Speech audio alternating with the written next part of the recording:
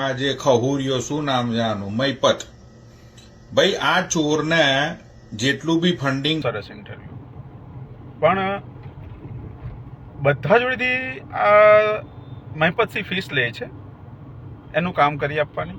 નમસ્કાર મિત્રો, તમે સૌ જાણતા હશો કે સોશિયલ મીડિયાના માધ્યમથી એક વ્યક્તિ છે જે મહિપતસિંહ બાપુનો સખત વિરોધ કરી રહ્યો છે. અને મહિપતસિંહ બાપુ કોણ છે એ તમને કદાચ ખબર હશે, છતાં હું તમને જણાવી દઉં કે જે મહિપતસિંહ બાપુ એક ખેડા જિલ્લામાં લવાલ ગામ છે, ત્યાં એક મોટી સંસ્થા ઊભી કરી છે અને ત્યાં તેમના મા બાપ નથી, એટલે કે અનાથ બાળકો અને વૃદ્ધાશ્રમ એટલે કે જે ઘરડા મા બાપ હોય તેમને પણ સાચવે છે.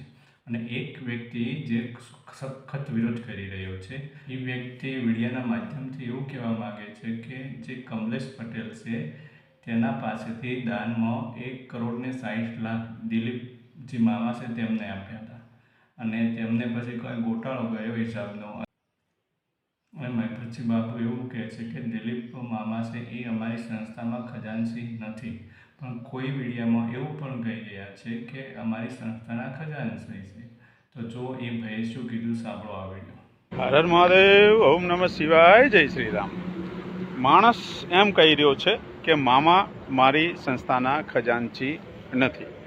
2 વિડીયો મૂકું છું, બંને શાંતિથી જોજો એટલે નક્કી થશે કે શું સત્ય છે.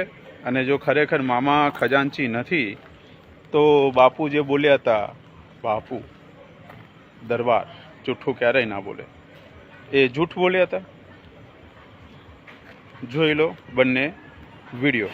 ઓફિશિયલી મહિપતસિંહ ફાઉન્ડેશનમાં દિલીપ મામા ક્યાંય નથી. યુનિવર્સિટી આપવા આજે જઈ રહ્યા છે અને આજે લાભ પાચમનો દિવસ છે, એટલે એ દિવસે જ આપણે આપણા મામાને મહિપતસિંહ ફાઉન્ડેશનની એક બહુ મોટી જવાબદારી આપવા જઈ રહ્યા છે. અને મહિપતસિંહ ફાઉન્ડેશનની અંદર as a officially as a registered trustee તરીકે નિમીએ છીએ અને એની સાથે ખજાનચીની જવાબદારી મોમાં તમને આપીએ છીએ. શું કહેશો, બોલો. બહુ અઘરી જવાબદારી થઈ બાપુ, મને સોંપી રહ્યા છો. હું તમારી જે પણ મેં એ વખતે કીધું હતું કે તમે જે પણ મને જવાબદારી આપો છો હું દિલથી ઉપાડી લઈશ. હું એ જવાબદારી મારા પૂરી એ મહેનત અને લગનથી પૂરી કરવાની કોશિશ પણ કરીશ અને મને વિશ્વાસ છે કે હું તમારા જોડે રહ્યો છું એટલે કદાચ એમાં હું નિષ્ફળ નહીં જાઉં. તમે જે સ્પીડ પકડી છે એ સ્પીડમાં મારા તમારા અંગાથી દોડવું બહુ અઘરું પડશે, પણ હું દોડવાની કોશિશ તો કરી છે. કારણ કે તમે રાતમાં તમે વૃદ્ધાશ્રમ નવો બનાવી દો છો, રાતમાં તમે સવારે ફોન કરીને કહેશો કાલે લોકાર્પણ છે, પણ એ સ્પીડને હું તમારા અંગાથી પકડવાની કોશિશ કરીશ. અને તમે જે પણ જવાબદારી આપી છે એને પૂરી ઈમાનદારીથી અને પૂરા મહેનત લગનથી હું એના પૂરી કરવાની કોશિશ પણ કરીશ. અને માતાજી કરશે તો કદાચ બાપુ જે તમારું સપનું છે, હજી એક સપનું આપણું બાકી છે, એ તમે જાહેર નહીં કર્યું, હું એ નહીં કરતો, પણ